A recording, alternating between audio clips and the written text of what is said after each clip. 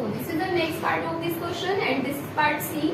तो इस फिगर के अंदर यहाँ पर हम देखेंगे कि इस फिगर की साइड्स कितनी है। तो इस फिगर की साइड्स हैं 1, 2, 3, 4 एंड 5। तो इस फिगर के अंदर यहाँ पर है टोटल 5 साइड्स। इस फिगर के अंदर जो हम x की वैल्यूज को फाइंड आउट करेंगे वो एंगल सम प्रॉपर्टी के अकॉर्डिंग फाइंड आउट करेंगे। एंगल सम प्रॉपर्टी के अकॉर्डिंग इसको हम तभी सॉल्व कर सकते हैं जब हमें ये मालूम हो कि इस फिगर के अंदर जो इसके ऑल एंगल्स का सम होगा वो कितना होगा। किसी भी फिगर के एंगल्स का जो सम फाइंड आउट करना होता है उसमें एक फॉर्मूला यूज होता है जो होता है साइड -2 एंड इंटू 180 डिग्री।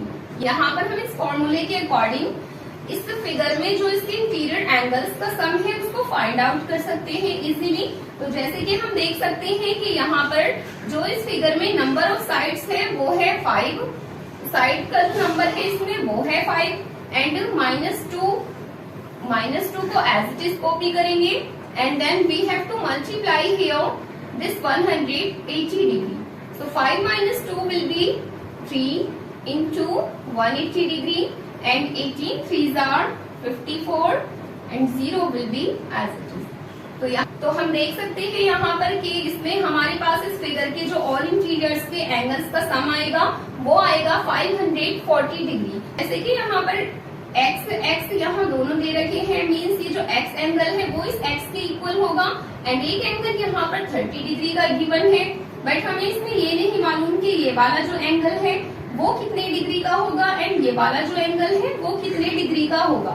तो यहाँ पर इस एंगल की वैल्यू को जो हम फाइंड आउट करेंगे वो इस एंगल की हेल्प से करेंगे एंड वो कैसे करेंगे, बिकॉज ये जो दोनों के दोनों एंगल्स है वो एक लीनियर पेयर पर एंगल्स है एंड एक स्ट्रेट लाइन पर जो लीनियर पेयर में 2 एंगल्स होते हैं उन 2 के 2 एंगल्स का जो सम होता है वो होता है 180 डिग्री।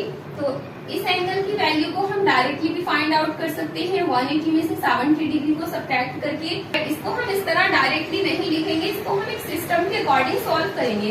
पहले हम इस एंगल को लेट कर लेते हैं y एंड इस वाले एंगल को लेट कर लेते हैं z and 70 degree plus angle y को मिलाकर के इसका जो इन दोनों एंगल्स का जो सम बनेगा वो बनेगा हमारा 180 डिग्री का। तो यहाँ लिखना स्टार्ट करते हैं 70 degree plus I will be equals to 180 degree. अब यहाँ पर ये जो 70 है वो इस y के साथ में ऐड हो रहा है, दैट्स मीन ये अदर साइड में जाकर के यहाँ से सब्ट्रैक्ट हो जाएगा। तो यहाँ पर हमारा बचेगा y एंड जब हम इसको 180 डिग्री में से सब्ट्रैक्ट करेंगे 70 डिग्री को तो यहाँ हमारे पास बचेगा 110। दैट्स मीन ये जो हमारा एंगल y है वो है 110 डिग्री का। सिमिलरली वैसे ही हम इस एंगल z की वैल्यू को फाइंड आउट करेंगे बिकॉज z प्लस 60 जो होगा वो होगा हमारा 180 डिग्री का। यहाँ पर ये जो 60 है वो इस z के साथ में ऐड हो रहा है, दैट्स मीन वो अदर साइड में जाकर के 180 डिग्री में से सब्ट्रैक्ट हो जाएगा एंड जब 180 डिग्री में से सब्ट्रैक्ट करेंगे 60 डिग्री को तो यहाँ पर हमारे पास बचेगा 120 degree. So we have found here the value of angle z and now we have to find here the value of x। तो अब हम इसको जिस प्रॉपर्टी के अकॉर्डिंग सोल्व करेंगे, पहले उस प्रॉपर्टी का नेम लिख लेते हैं। तो इसको हम सोल्व करेंगे एंगल सम प्रॉपर्टी के अकॉर्डिंग।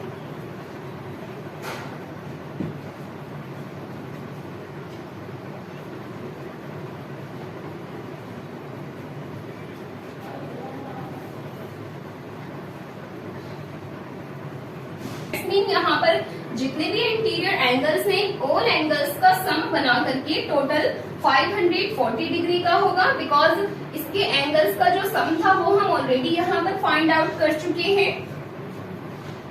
तो यहाँ पर लिखते हैं ये जो एंगल y है वो है 110 डिग्री का। तो यहाँ पर हम डायरेक्ट वैल्यू लिखेंगे उसकी एंड जो हमारा ये एंगल z था वो आया है 120 डिग्री का एंड यहाँ पर हमें एक एंगल दे रखा है 30 डिग्री का। बट यहाँ पर ये जो x है वो 2 टाइम्स तक x है, दैट्स मीन जितने की जो वैल्यू हमारी इस x में आएगी वही वैल्यू हमारी इस x की होगी। तो ये दोनों के दोनों एंगल्स एक दूसरे के इक्वल हैं। तो यहाँ पर हम इसमें 2 टाइम्स तक x को लिखेंगे x प्लस x होता है 2x एंड यहाँ पर इस लाइन के अंदर हमने ऑल एंगल्स की मेजरमेंट को लिख लिया है एंड जो जिसकी मेजरमेंट हमें नहीं पता थी उसको हमने सेम कॉपी कर लिया है एंड इन ऑल एंगल्स का जो सम होगा वो होगा 540 डिग्री का। इसको सोल्व करते हैं। यहाँ पर पहले 110, 120 एंड 30 को एक जगह पर ऐड कर लेते हैं। तो इन सबको ऐड करके जो बनेगा हमारा वो बनेगा 3 + 2 5 + 1 6 1 + 1 2। तो इन सबको जो एक जगह ऐड करके बना है वो बना है हमारा 260 डिग्री एंड यहाँ पर है प्लस x + x हो जाती है 2x। This will be equals to 540 degree and अब यहाँ पर ये जो 260 है वो इस 2x के साथ में ऐड हो रहा है। दैट्स मीन इस 260 को हमें राइट हैंड साइड में ट्रांसफर करना होगा and then we have to subtract this 260 from this 540।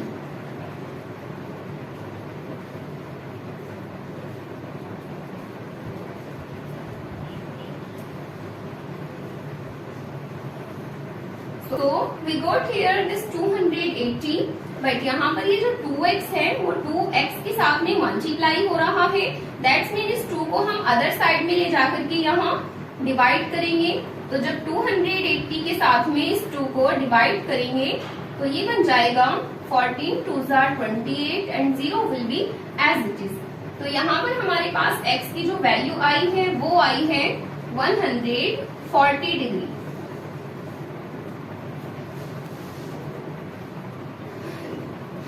That's mean यहाँ पर हमारा जो ये एंगल x होगा वो होगा 140 डिग्री का एंड ऑल्सो ये वाला एंगल भी 140 डिग्री का होगा। And this is our next part of this question and इस पार्ट के अंदर यहाँ पर जो ये फिगर बनी हुई है वो है एक पेंटागन एंड ऑल्सो के ऑल एंगल्स यहाँ पर इक्वल हैं एंड इसकी ऑल साइड्स भी यहाँ इक्वल है। तो इसमें भी हम इस एंगल x की वैल्यू को according to the angle sum property के सॉल्व करेंगे। तो according to the angle sum property तो इसकी जो साइड्स हैं वो है 5। अगर हमें ये पता लगाना होता है कि किसी भी फिगर में उसके एंगल्स का जो सम होगा वो कितना होगा तो साइड में से माइनस कर देते हैं 2 को एंड देन मल्टीप्लाई कर देते हैं 180 डिग्री से। तो जैसे कि इसमें भी यहाँ पर हमारे पास 5 साइड्स हैं, इसमें भी हम उसी तरह से इसके एंगल सम को फाइंड आउट करेंगे जैसे कि हमने इधर किया था। So 5 - 2 will be 3 into 180। तो यहाँ पर भी इसके जो एंगल का सम आ चुका है वो आ चुका है 540। दैट्स मीन इस फिगर के जो ऑल इंटीरियर एंगल्स का सम होगा वो होगा 540 degree.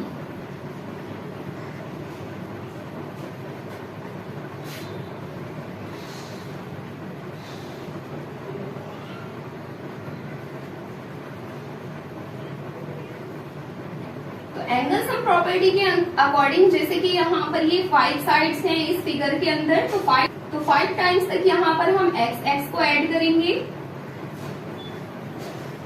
And in all x का जो सम होगा वो होगा 540 डिग्री का।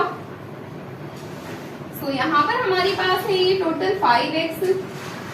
तो इन ऑल x को जब एक जगह ऐड किया तो वो बन चुका है 5x एंड उसके बाद ये जो 540 है वो एज इट इज रहेगा एंड यहाँ से हम देख सकते हैं कि ये जो 5 है वो इस x के साथ में यहाँ मल्टीप्लाई हो रहा है। तो इसको हम अदर साइड में ले जाकर के यहाँ डिवाइड करेंगे 540 के साथ एंड जब इस 5 से 540 डिग्री को यहाँ डिवाइड करेंगे तो ये बनेगा 5 1 * 5 and 5 1 * 5 5 8 * 40। So we got here the value of x is equals to 108 degree। That's mean इस फिगर के अंदर जो इस एक एंगल की जो मेजरमेंट होगी वो होगी 108 डिग्री एंड ऑल्सो ये ऑल एंगल्स की मेजरमेंट होगी। So this was the answer of this question and now let's come to the next question। तो अब इस क्वेश्चन में हमारे ओनली 4 पार्ट्स सोल्व हुए हैं एंड अब आते हैं फिर नेक्स्ट क्वेश्चन की तरफ एंड अब आते हैं फिर अपने नेक्स्ट पार्ट की तरफ।